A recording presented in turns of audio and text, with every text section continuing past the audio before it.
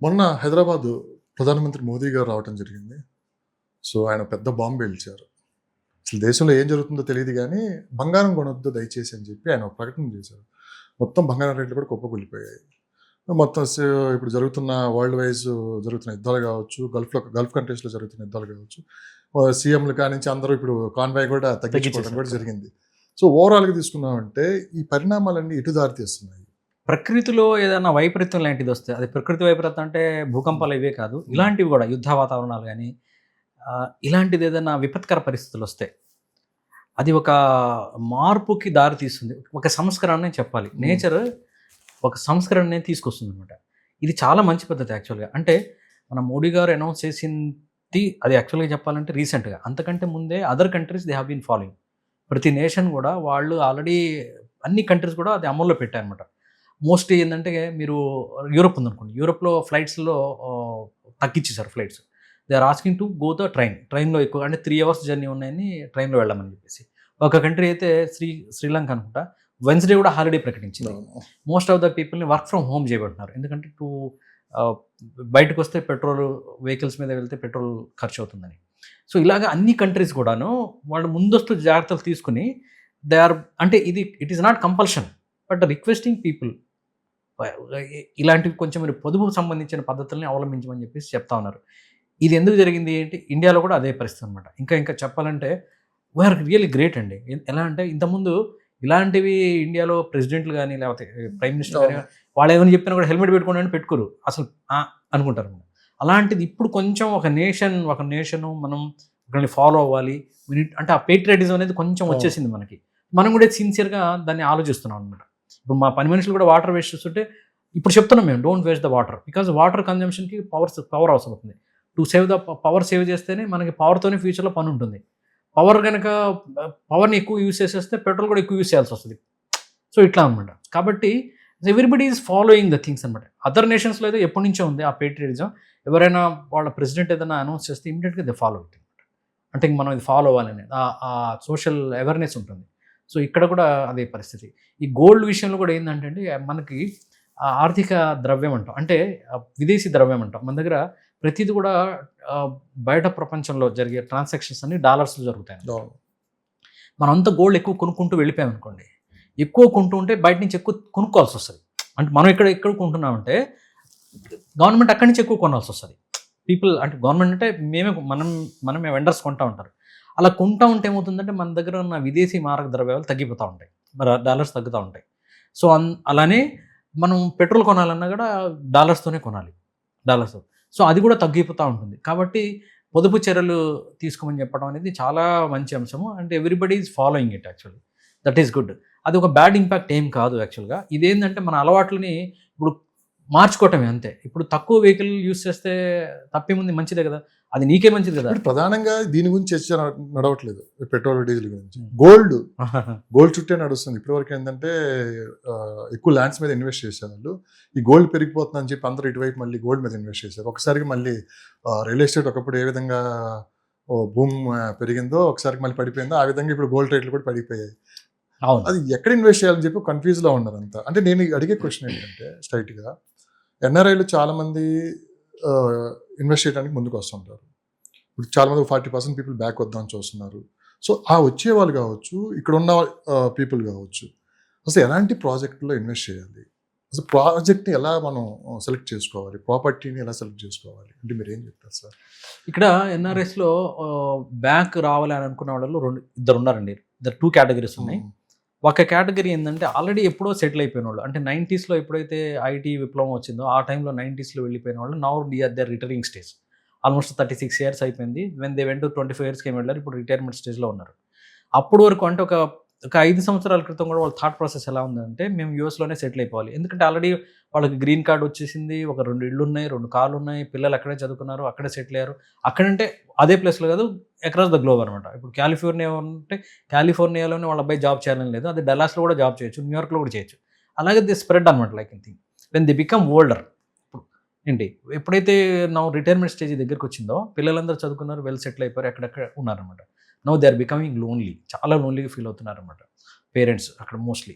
వాళ్ళకి ఇంకోటి రిటైర్మెంట్ అయిన తర్వాత చాలా బెనిఫిట్స్ వాళ్ళకి ఉండవు అనమాట. అంటే ఇప్పుడు సపోజ్ అక్కడ ఇల్లు ఉందండి, ఇంటికి కంపల్సరీ ఇన్సూరెన్స్ చేయాలి, కార్కి ఇన్సూరెన్స్ చేయాలి, కుక్క ఉంటే కుక్కకి ఇన్సూరెన్స్ చేయాలి, ప్రతి దానికి ఇన్సూరెన్స్ చేయాలి. ఆ ఇన్సూరెన్స్లో ఎక్కువ భాగం వాటా అనేది కంపెనీస్ ప్రొవైడ్ చేస్తాయి.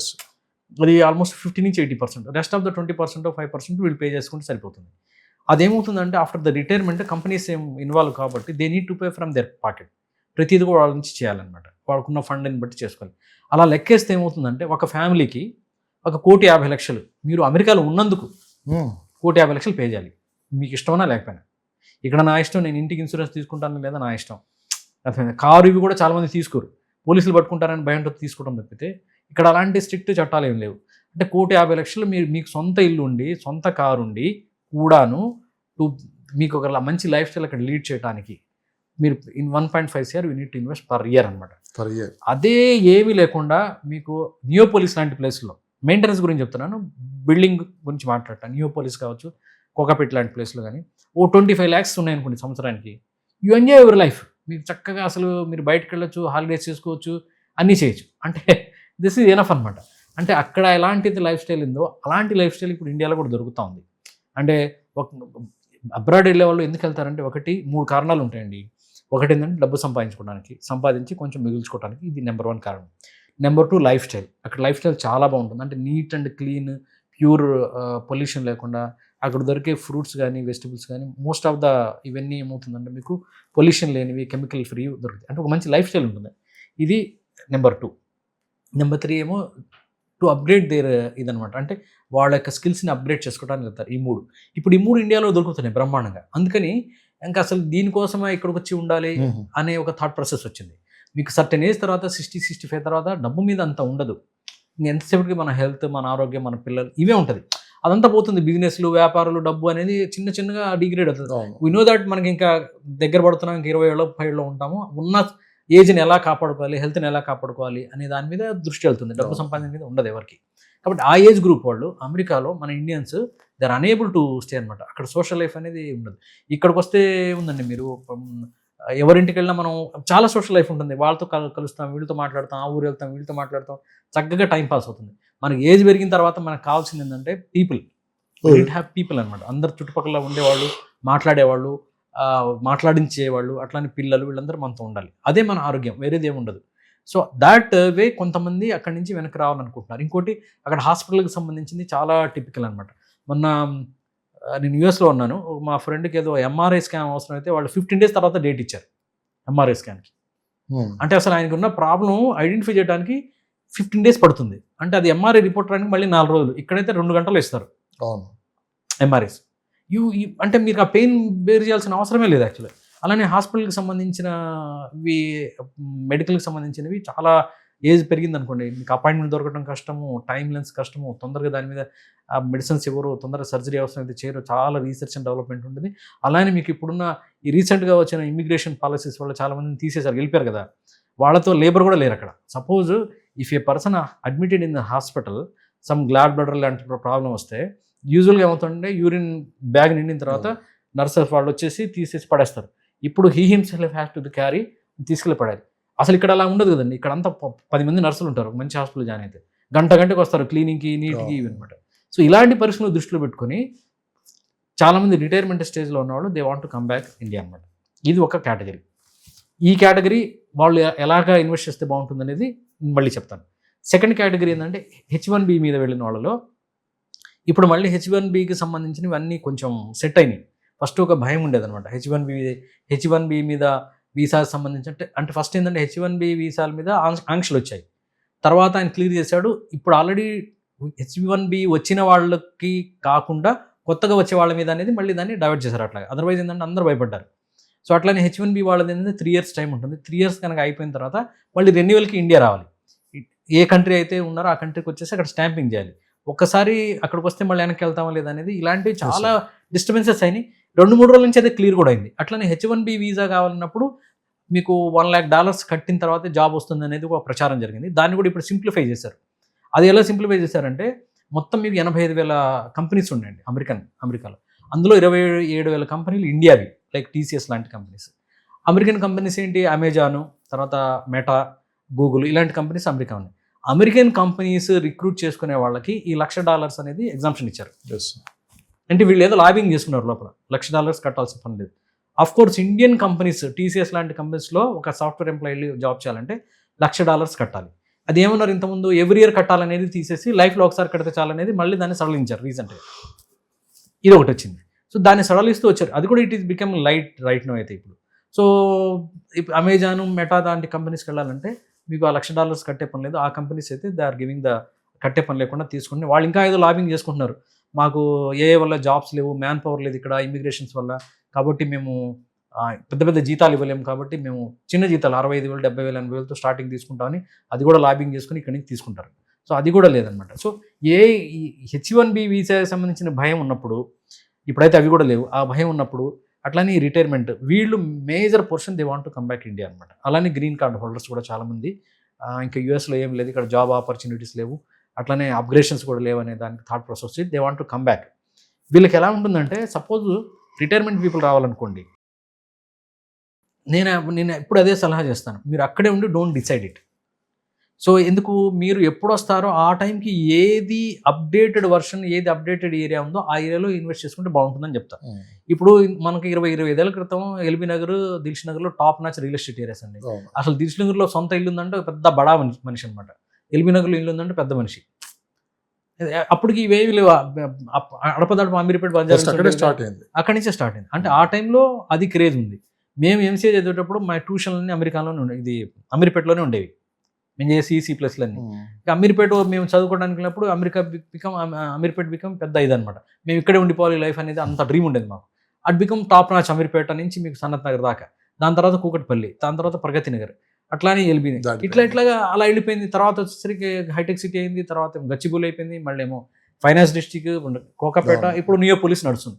So when you come no, మీరు వచ్చినప్పటికీ ఏదైతే ట్రెండింగ్లో ఉంటుందో, మీ అవసరాలు ఏమైతే ఉంటాయో దాని తర్వాత అవన్నీ క్యాలిక్యులేట్ చేసుకుని ప్రాక్టికల్గా ఎక్స్పీరియన్స్ అయిన తర్వాత బెటర్ యూ బై అనేది నా సలహా అనమాట. ఎందుకంటే చాలామంది నాకు అక్కడ కలిసిన వాళ్ళలో ఆవేశంగా మేము కొనేసామండి, 10 కోట్లు పెట్టే ఫ్లాట్ కొన్నాము, అక్కడ కొన్నాము, ఇక్కడ కొన్నాము, దాని ఇంటీరియర్కి 2 కోట్లు ఖర్చు పెట్టాము, మేము ఇప్పుడు వద్దాం అనుకున్నాము, రాలేకపోతున్నాము, అది ఖాళీగా ఉంది, రెంట్కి ఇస్తే 2 లక్షలే వస్తుంది. ఇవన్నీ 90% బాధ్యతలు నాకు చెప్తా ఉంటారు. అందుకని నేను చెప్తాను, వచ్చిన తర్వాత దెన్ యూ డూ ఇట్ అనమాట. అలానే లాంగ్ టర్మ్లో వచ్చేవాళ్ళకి, ఇంకా 10 ఏళ్ళకి వస్తాము, 5 ఏళ్ళకి వస్తాము అనే వాళ్ళకి కూడాను వీళ్ళకి నేను ఇచ్చే సలహా ఏంటంటే, వాళ్ళకు కూడా అదే సలహా అనమాట. ఎప్పుడైనా సరే దే హ్యావ్ మనీ, వాళ్ళు ఏమంటారంటే, మేము ఇప్పుడు నియోపోలిస్లో ఫ్లాట్ కొంటామండి అంటారు. మీరు ఎప్పుడు వస్తారంటే మేబీ 3 ఏళ్ళు, 4 ఏళ్ళు, 5 ఏళ్ళు చెప్పలేమంటారు అనమాట. ఈ 5 ఏళ్ళు అనేవాళ్ళు నిజంగానే చెప్పలేరు. 5 ఏళ్ళ తర్వాత పరిస్థితులు బాగుంటే అక్కడే ఉండిపోతారు. అర్థమైంది. సో అందుకని క్లియర్గా ఏంటంటే, this is what happening 30 years నుంచి. వస్తాం అనుకుని రాకుండా ఉండిపోయిన వాళ్ళు ఉన్నారు, రాము అని చెప్పి వచ్చిన వాళ్ళు కూడా ఉన్నారన్నమాట. సో అది అన్సర్టనిటీ ఉంటుంది వాళ్ళ పరిస్థితులు. అనేది ఎప్పుడెప్పుడు 6 monthsకి ఒకసారి ఈ పని చేంజింగ్. వాళ్ళు కూడా నేను ఇచ్చే సలహా ఏంటంటే, మీరు ఇప్పుడు 10 ఏళ్ల తర్వాత వచ్చారనుకోండి, ఇవాళ నియోపోలిస్ మూమెంటం చాలా బాగుంది, రేపు 10 ఏళ్ల తర్వాత వచ్చేసరికి Neopolis may not be actually. నియోపోలిస్లో కూడా రేపు అన్ని 520 ఎకరాల్లో 10,000 బిల్డింగ్స్ వస్తున్నాయి, 10,000 ఫ్లాట్స్ వస్తున్నాయి. ఫ్లాట్కి మినిమం అంత పెద్ద అంటే మినిమం మీకు 4 అయితే ప్రతి ఫ్లాట్లో ఉంటారు. అంటే పెద్దవి కదండి, 7,500 SFT అట్లా ఉన్నాయన్నమాట. మినిమం 4 members అయితే ఉంటారు. మళ్ళీ వాళ్ళకు డ్రైవర్ కావాలి, 2 పని మనుషులు కావాలి, సెక్యూరిటీ వాళ్ళు 8 మంది కావాలి. మొత్తం మీద ఒక ఫ్లాట్కి 8 మంది, 4 సర్వీస్ మ్యాన్స్, 4 ఉండేవాళ్ళు ఉంటారు. 10 లక్షల పాపులేషన్ అక్కడ రాబోతుంది. మీరు ఇమాజిన్, మనం అసలు మ్యాట్రిక్స్ ఆలోచిస్తే మైండ్ పోతుందండి. 520 ఎకరాల్లో 10,000 ఫ్లాట్లలో 80,000 మంది ఉండబోతున్నారు.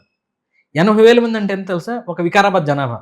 వికారాబాద్ మీకు 9,200 స్క్వేర్ కిలోమీటర్లో ఉంది. 9,200 స్క్వేర్ కిలోమీటర్లు, సారీ 9,200 ఎకరాల్లో ఉంది వికారాబాద్. 80,000 మంది దే ఆర్ లివింగ్ దేర్. ఇక్కడ ఓన్లీ 520 ఎకరాల్లో అంతమంది ఉండబోతున్నారు ఫ్యూచర్లో. ఇవన్నీ మ్యాట్రిక్స్ ఫీచర్ కనుక ఆలోచిస్తే it may not be the good option after 10 years. Now it is top notch, there is no doubt about it. The top notch అనమాట.